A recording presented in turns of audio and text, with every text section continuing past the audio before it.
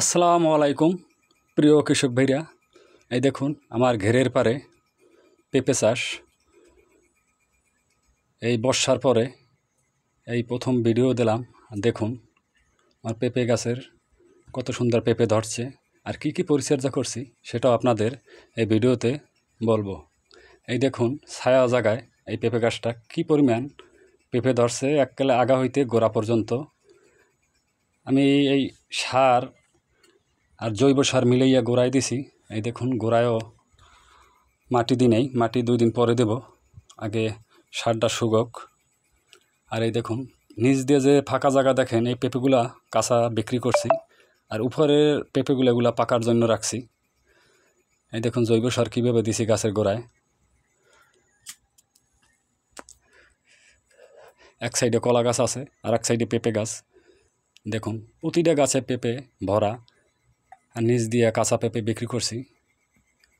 আমার জায়গায় এখনও 30 টাকা কেজি চলে কাঁচা পেঁপের। এই দেখুন এটা হচ্ছে দেশি পেঁপে, এটা কিন্তু হাইব্রিড পেঁপে না। আপনারাও এইভাবে ঘের বা পুকুর যদি থাকে চাষাবাদ করতে পারেন। পেঁপে চাষে কোনো দিন লস নাই। এই দেখুন পেঁপে কত সুন্দর পেঁপে ধরছে, প্রতিটা গাছে একই রকম পেঁপে, আর গাছও অনেক ভালো আছে। প্রতি সপ্তাহে আমি কেব্রিওটপ ছত্রাকনাশক 1 লিটার পানিতে 2 গ্রাম, ভাটিম্যাক মাকড়ের জন্য 1 লিটার পানিতে 1 গ্রাম, এমিটপ পার লিটারে 0.5 মিলিগ্রাম, এইভাবে আপনারা প্রতি সপ্তাহে একবার যদি ব্যবহার করেন, পেঁপে গাছের কোনো পোকামাকড় ক্ষতি করতে পারবে না, গাছ ফ্রেশ থাকবে। আমি প্রতি সপ্তাহে এইভাবে ব্যবহার করি, আর আমার গাছ দেখুন কত সুন্দর, গাছ কোনো রোগ নাই। আর কোনো আজকাল হইলে এই শুকনোর সিজন আসছে, মাকড়ে আক্রান্ত বেশি করবে। এই জন্য আপনার সবসময়ের জন্য সতর্ক থাকতে হবে, মাকড়ে আক্রান্ত না করে। এই জন্য সপ্তাহে যদি আপনারা এইভাবে কীটনাশক ব্যবহার করেন, গাছে আর ক্ষতি করতে পারবে না সাদামাছি মাকড়। এই দেখুন আমি 200 গাছ রোপণ করছিলাম, বৃষ্টির কারণে প্রায় 40 থেকে 50টা গাছ মারা গেছে। এখন প্রায় 140টার মতো গাছ আছে। এইটা হচ্ছে হাইব্রিড, এটা হচ্ছে স্পাইনির কুইন লেডি পেঁপে। এই জাতটাও খুব ভালো। একটি পেঁপের ওজন হয় 3 থেকে 3.5 কেজি ওয়েট।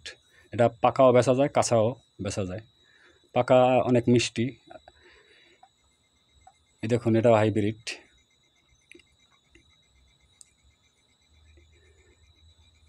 আপনারা যদি ঘেরে বা পুকুর পাড়ে চাষ করেন, হাইব্রিডও চাষ করবেন, দেশিটাও চাষ করবেন, 2টা চাষ করতে খুব ভালো হইবে। এক পদের পেঁপে চাষ করলে লসের সম্মুখীন হওয়া লাগে। এই জন্য 2-3টা জাত চাষ করলে সবচেয়ে ভালো হয়, একটা না একটা ভালো হইবেই। দেখুন এই পেঁপেটা হচ্ছে বাবু, লাল তীরের। এই দেখুন এই পেঁপে পাকছে। এটাও কাঁচা পাকা 2টা বেচা যায়। পাকা অনেক মিষ্টি বাবু এই জাতটা। দেখুন একেবারে গোড়া হইতে আগা পর্যন্ত পেঁপে হয়েছে। আমার এই ভিডিওটি দেখে যদি আপনাদের ভালো লাগে, লাইক কমেন্ট শেয়ার করবেন। আল্লাহ হাফেজ, সবাই ভালো থাকবেন।